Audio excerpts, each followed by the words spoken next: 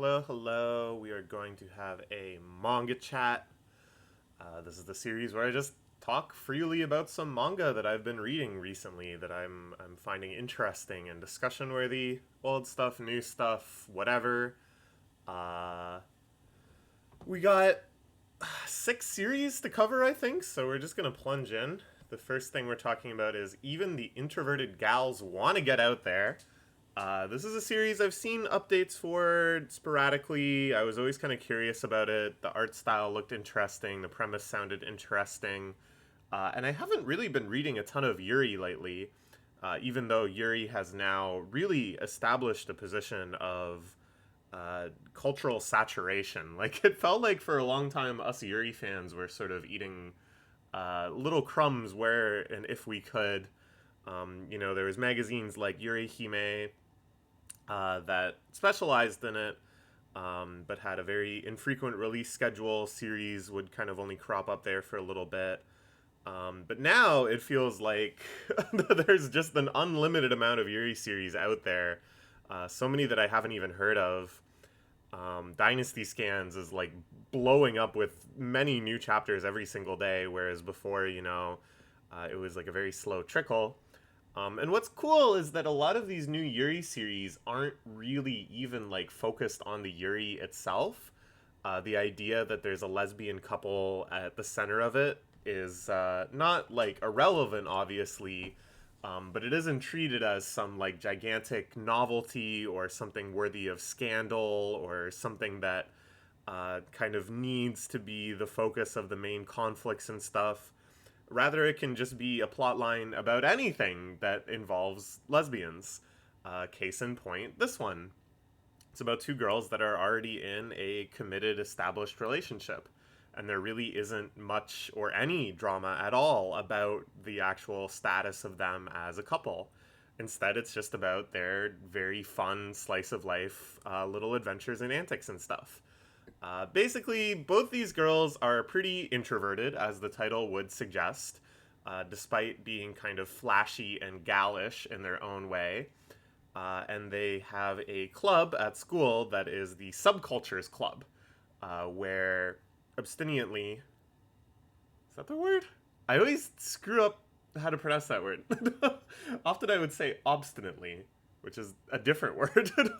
Anyways, the purpose of their club is that they research subcultures, and they kind of do this via scrolling Instagram and seeing what things are popular, or wandering around bookstores and checking stuff out. But most of the time, they just use this club room as an excuse to hang out and play video games and read manga. This status of quasi club hangout space is jeopardized when the student council starts cracking down on illegitimate clubs.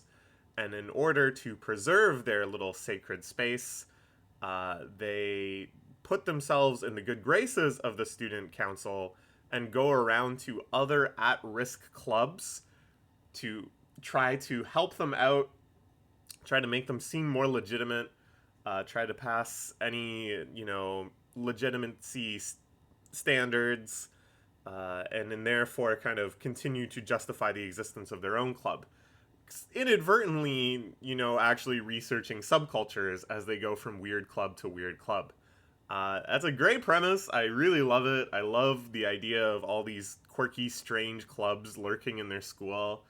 The first one I think is the Internet Marketing Club, which establishes this recurring character who's like a drop shipper and is selling all these shady scam products. And they're like, you need to get your shit in line.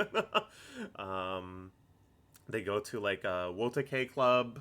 That's what it's called, right? The crazy dances people do at idol concerts. Just all sorts of like little niche things, meeting eccentric characters, trying to figure out the logistics of how can a club like this operate in a high school. It's great. A really, really fun premise. I think the art style is great too. Very unique, very expressive. This sort of like sketchy but detailed mode. And the characters are a lot of fun too. I think it's quite a unique archetype where this girl on the right uh, is a little more kind of like gloomy and pessimistic. She's the one that's usually skeptical of whatever trend it is that they're investigating. But she actually is a lot more socially forward and capable than the other girl, who has sort of a bubbly, optimistic, curious demeanor, but in fact is extremely, extremely socially anxious and sort of relies on her girlfriend to navigate a lot of the more difficult social situations that they find themselves in. And I really, really like that dynamic. It's cute enough as friends, but then when they really express their love for one another, how much they really appreciate having each other in their lives, when you see these little glimpses of the romantic aspect of the relationship, it's really lovely. It's so sweet. It really reminds me of the feelings I had when I first started getting into this genre. You know, my life has changed a lot. I am so much more fulfilled in so many ways, and as such, I no longer need Yuri as a sort of cure for my own loneliness, for my own desperation, for my own sadness. Um, and as such, you know, as I said, I haven't really been seeking the genre out as much as I used to. But it's nice to remember, you know, how powerful this probably would have been had I read it like 10 years ago, how much it would have represented to me some sort of like fantasy idyllic life. And now I have a life that is so much more ideal, but I can still enjoy this. I can still really understand how lovely and how wonderful like the lives of the characters are. Yeah, good stuff. Check it out. It's a lot of fun. Scanlation for it is very intermittent. I think they do kind of like a batch of a few chapters at a time. It's a quite new series too, so it's not like we're very far behind. So it may be an issue of kind of catching up to the magazine Raws. I don't know. I don't know what it is exactly, but it's a lot of fun. Okay, next we'll talk about One Piece Party. So this is a fairly long-running gag manga retelling of One Piece, essentially. Now, One Piece has kind of its own little constellation of spin-offs and reinterpretations and stuff like that. And honestly, even though, you know, I'm a Giga One Piece fan, it's my favorite manga of all time, I'm not really particularly interested in these. Like, I haven't read the side story of Ace. Uh, I don't know. It's probably fine, but it's like not Oda, and it's not canon either, I don't think. So I don't really care. Or like the Shokugeki no Soma Sanji crossover. I was never a big Shokugeki no Soma fan in the first place, so I was like, I don't really care about that. The exception I'll make is for these really stupid, silly One Piece themed comedies. I really enjoy these. I think because it's not really trying to land the same appeal as One Piece. It's not like trying to be like, hey, you like One Piece, do you want more battle shonen starring those characters?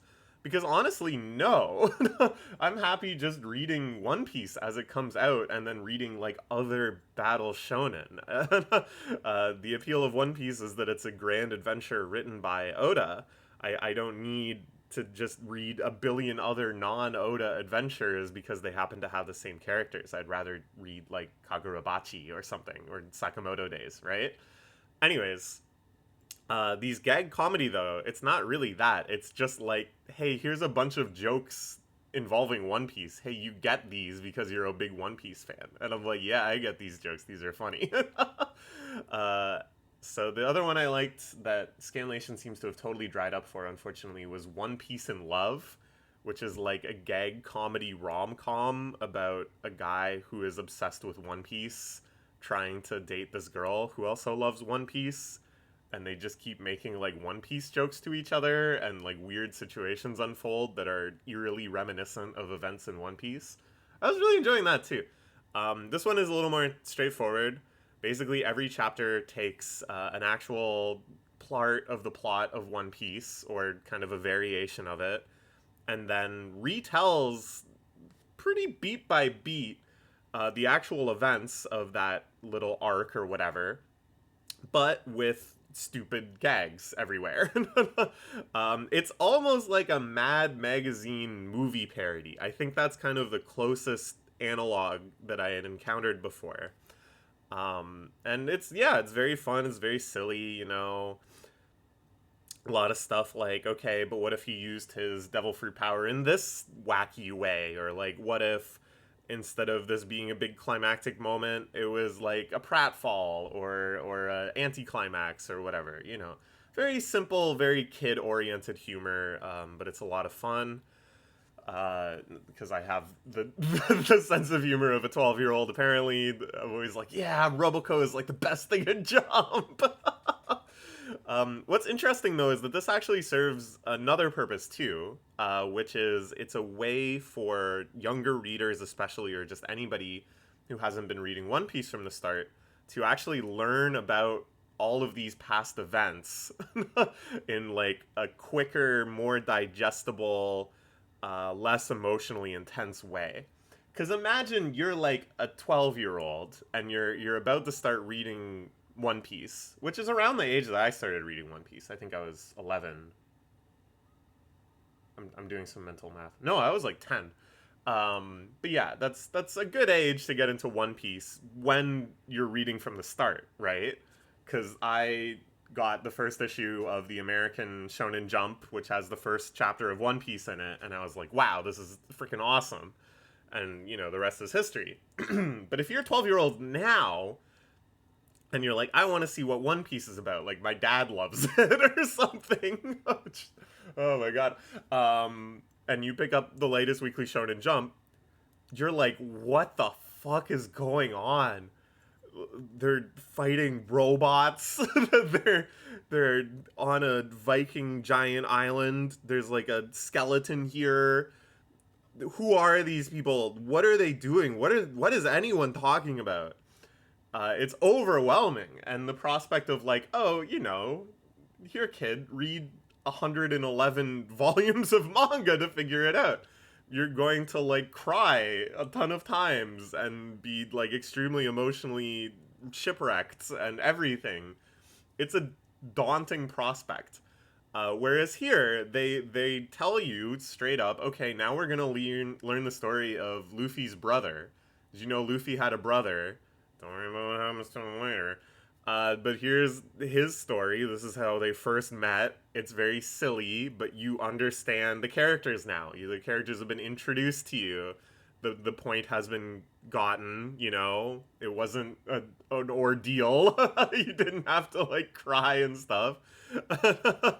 It's just a fun way to get you up to speed so that when you read new chapters week by week, which is how most people read One Piece in Japan, especially kids, hey, you'll kind of know what's going on more. You'll know these characters better. So I think it's very, very clever in that regard. I think it's a very fun and clever solution to that very overwhelming problem of how the hell do you understand the last, like, 1,200 chapters.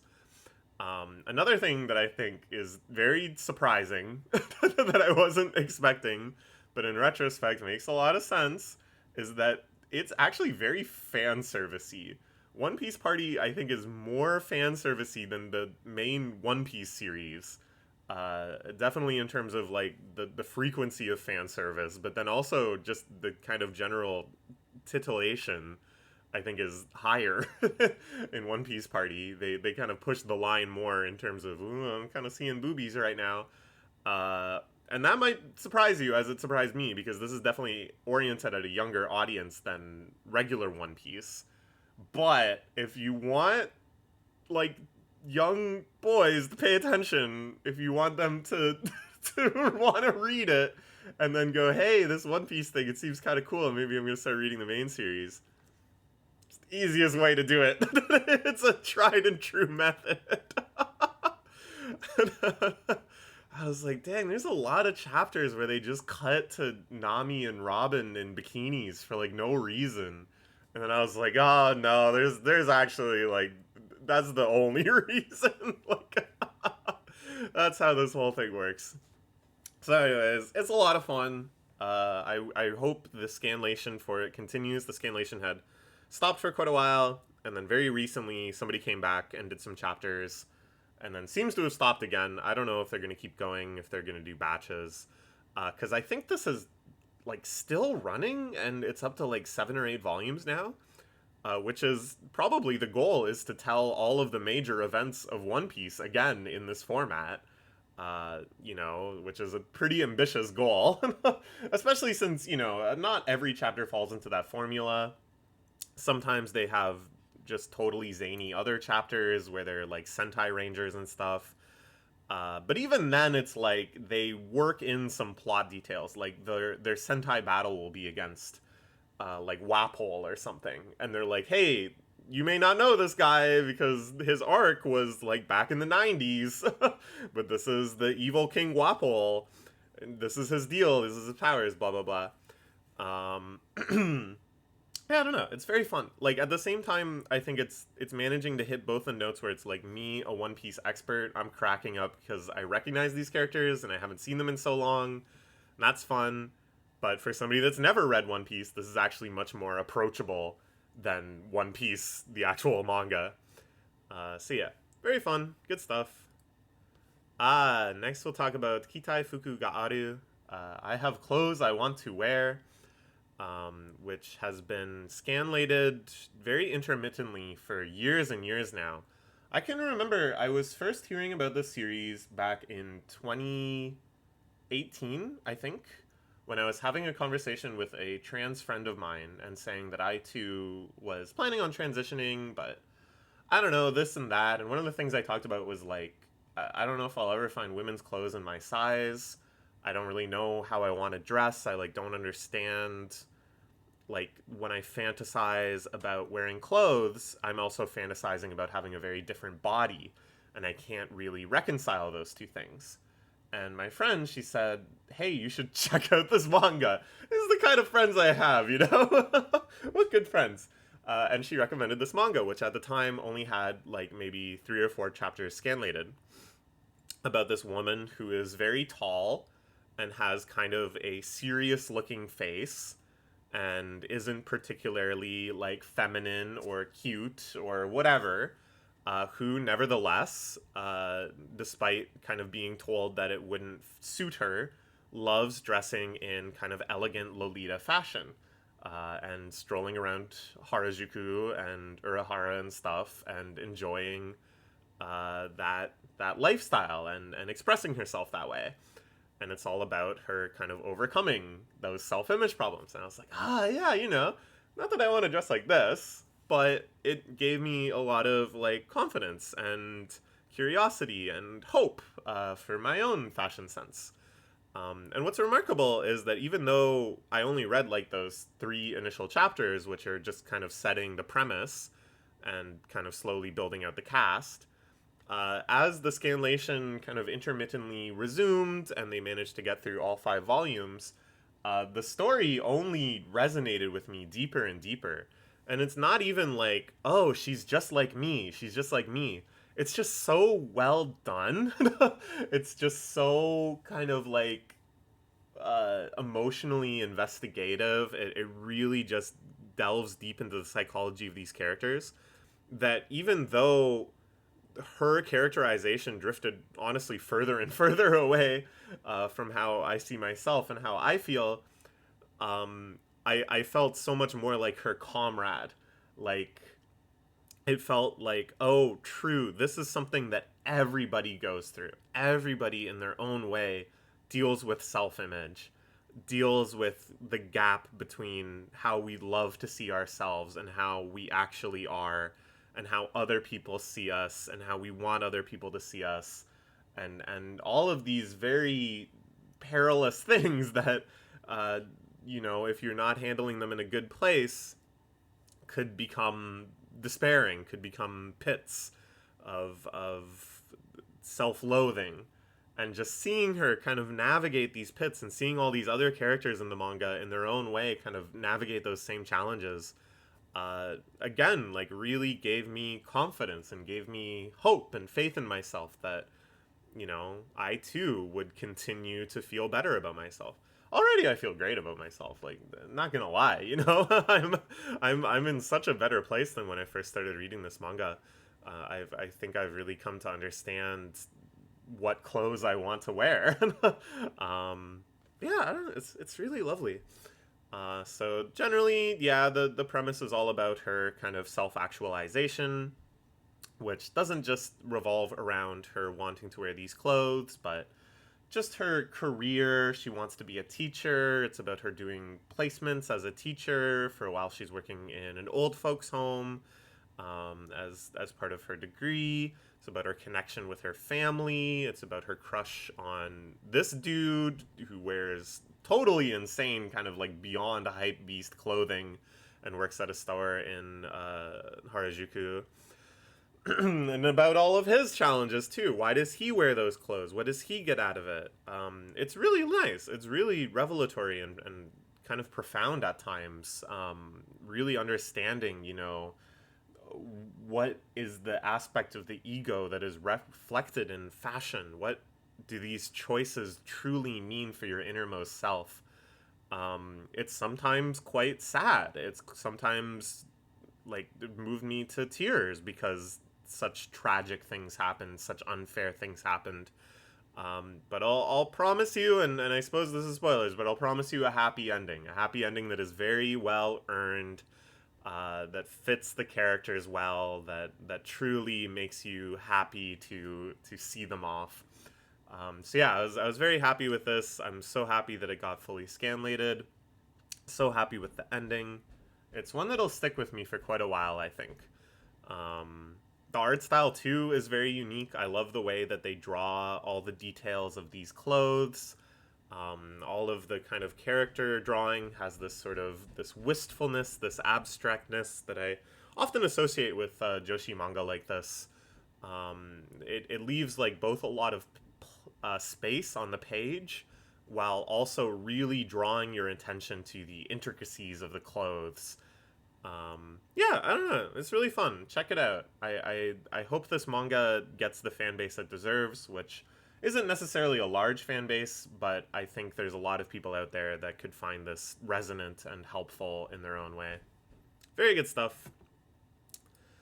Okay, so now I have recently engaged, so I'm like just constantly reading manga, right? I don't know if that's apparent, but I like to have, my library of like 200 ish series that I'm reading as it comes out in Scanlation or whatever.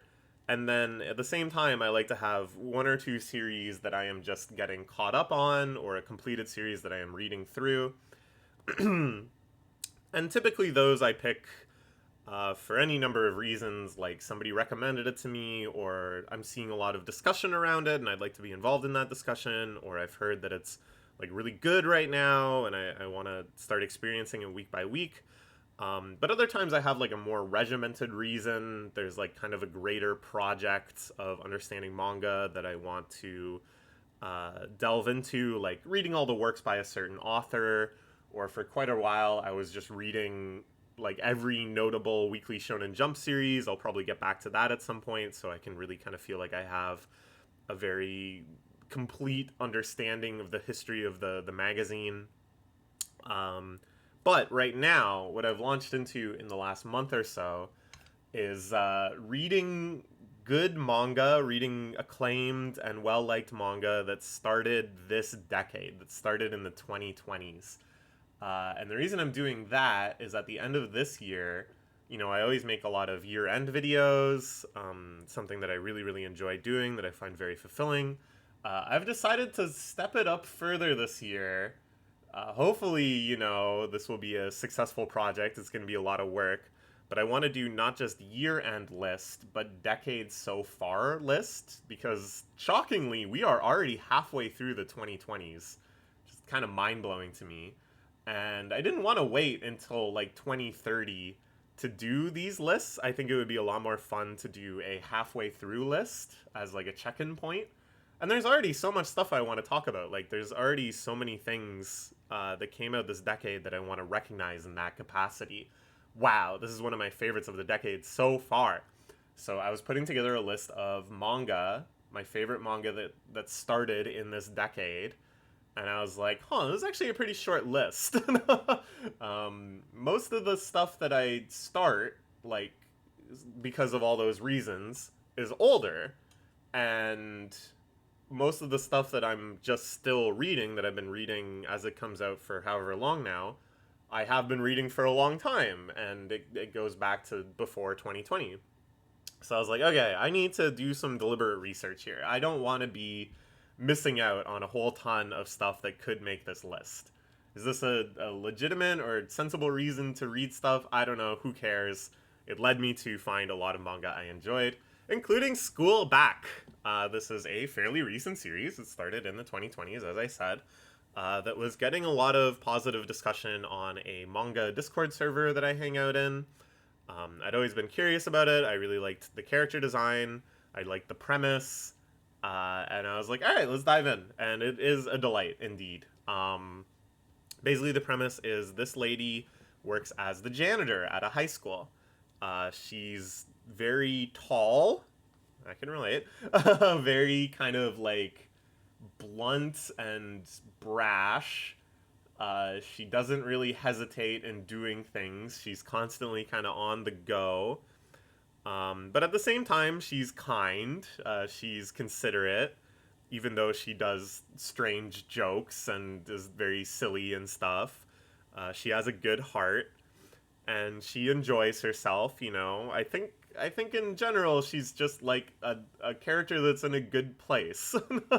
And every fiction writing course will tell you, oh, you need like flawed characters, you need characters that go through struggles, you need characters that are challenged and can have like an arc or whatever. And I think that's generally true, but I think manga is a great medium to just enjoy truly lovable characters that are interesting. You want to see them do stuff. You want to follow their lives. But they're just like in a good spot. They're just chilling. She loves her job as the janitor. You see her doing all of these things around the school and getting like genuine satisfaction from it. And then, kind of the main thrust of most chapters is that she somehow gets involved in the students' lives. And it's almost similar in structure to a manga that we talked about in a previous manga chat, We Shall Now Begin Ethics, where the ethics teacher somehow learns about the problems and involves himself in some minor way, usually just advising with his students' lives. And his students' lives are going through all sorts of often pretty horrific things. Here, the tone is a little nicer, a little lighter. The problems aren't usually as bad, although sometimes it gets quite serious as well. And then the way that she engages with the problem is totally different than our ethics teacher. It's kind of nice. It's quite unique. I think often these sorts of characters have some like truly sage and profound advice, right? That's kind of their role that makes the student kind of have a little revelation or something. Here, it's like she kind of learns what's going on and then is like, oh man, oh, I don't know, that sounds terrible. She's very empathetic. She does her best, but they really focus on the fact that it's like, yeah, these are like difficult problems. Like you're really working through something with a lot of nuance, and in a lot of these cases, it's like, yeah, there may be no way for not everybody to get hurt. And basically, what she isn't some like sage advisor. She just represents somebody else who isn't a parent, isn't a teacher, isn't a peer, isn't one of their, school friends. Somebody who has this kind of outside perspective, but at the same time is so approachable, is so friendly, doesn't have any of the kind of structure or aura that you would have going to a family member or a teacher or something. She's just like there to be your pal, and it really still helps them. And I think that's such a great message, that when you go to somebody for help, it isn't because you expect them to have the answer. It isn't because you expect them to just solve the problem. It's because there is inherent value in just being heard and just being seen. It's really, really great. It's so good, dude. The more I talk about it, the more I realize how much I love it. Art style is great too. Everybody is drawn in these very fun, exaggerated ways. Especially our main character. She's just so over the top. Every panel, she's just kind of doing something funny. Great stuff. Okay. Next, in this project of reading 2020's manga, I took a look at Spacewalking With You. This is a very, very acclaimed series. It's been winning all sorts of awards. And I can certainly see why, because it's not just good, it's like good and important. So the premise here is this dude is kind of like a brash Yankee type. He sleeps through class all the time. He is delinquent and goes to arcades instead of going home. He's always just kind of bumming around, pierced ear, dyed hair. He tries to work part-time jobs, but his managers at those part-time jobs say, oh, he's just slacking off. He's phoning it in. He doesn't really care. He gets in trouble. And he's pretty dissatisfied with life. He's frustrated. And we kind of see these glimpses that even though he has this image and people think he's just sort of blowing off life, it's more that he doesn't know what to do. He doesn't know how to engage. He's trying his best in his own way, but he just doesn't have the tools or skills to accomplish what he wants. And then everything changes when he meets this kid. I don't remember either of their names. This is Uno. I remember Uno-san. Uno-san shows up and is immediately, at the first day, his first introductions, seen as a total weirdo. He also has strange habits. He doesn't seem to be able to focus in class. He doesn't do things correctly or properly.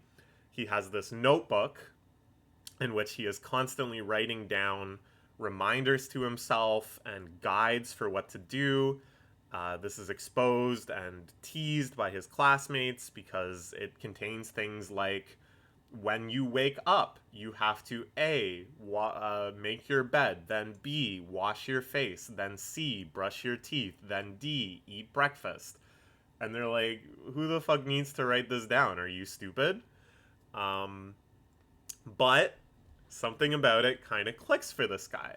And he's like, hey, that would actually kind of be helpful for me, because in a lot of spots, I too don't remember what it is I'm supposed to do. So he starts bonding with Uno and learning about how Uno lives his life, and that even though Uno is clearly quite autistic, maybe, and yeah, I think very autistic, and then also maybe like developmentally delayed, Uno is really doing his best and like tackling these things. He's not avoiding them. He's facing them head on and using every skill and tool he has to achieve what he can. And that inspires our main Yankee guy too. And he's like, why can't I live like that? Is it really so embarrassing to have these tools, to have these aids? Is it so embarrassing to ask for help? Truly, he realizes that he has been frustrated and ashamed with what he can't do, and that's why he avoids it. That's why he sleeps through class. That's why he doesn't live in upstanding ways, So he starts trying to help himself. At his part-time job, he says, can I write down what you're telling me? Can I turn this into a step-by-step guide? And slowly they kind of open up to him. They realize this guy's really trying. Oh my god, it's so lovely. And this is all the first chapter. So after that, it's about their kind of developing friendship, as kind of implied by the title and this lovely tankobon cover. Una-san is obsessed with space. That's like his special interest. They join an astrology club together. You start to see an expanded cast of a lot of other people who are in their own way kind of like socially challenged or autistic or whatever, and they're all kind of navigating their own challenges. And you start to realize that everybody in their own ways has to compensate, has to do things a little the way that they wouldn't naturally in order to gel with society. And that's kind of what society is all about. It's just a really, really lovely message. It's so inspirational, even though I can't really relate to the specific problems these characters have. It made me really appreciate, when I can't do something, the predominant feeling is like shame and embarrassment and avoidance, whatever that thing is. stuff that I'm not good at, like certain like cleaning chores and stuff that I put off. It's something that I shouldn't feel like ashamed about. It's not something I should like write off, but it's something that I need to assist myself with. It's something that I need to give myself grace and compassion about, and find ways to make it work for me, which is just a truly inspiring message. It's so lovely. The art style is very unique too. It feels kind of like amateurish in a sense. The character designs are kind of goofy and exaggerated, but there's so much heart to it. I don't know. I don't want to make too many presumptions about the author, but I feel like it's written from a place of intimacy and familiarity. That this is somebody who is really trying to express not exactly what they went through, I'm sure, but uh, trying to express like how they work and how they function in the world, and just this whole kind of idea of like why bury these things away, why be ashamed of them, and we should put these sorts of tools in the spotlight. We should put these sorts of stories in the spotlight. It's lovely. It's really, really good. I highly, highly recommend it. This is my favorite thing, I think, so far. Yeah, for sure, this is my favorite thing I've found in this little 2020s manga investigation so far. I'm so glad that I found it. It's phenomenal. Okay. And then finally, we will talk about Trillion Game. This is the latest series by Inagaki Sensei, who did Eyeshield 21 and Dr. Stone, both series that I adored. Teaming up with super, super legendary manga artist Ikigame Sensei, who has been around since the 60s. He is like in his 70s now, still drawing at a very high level.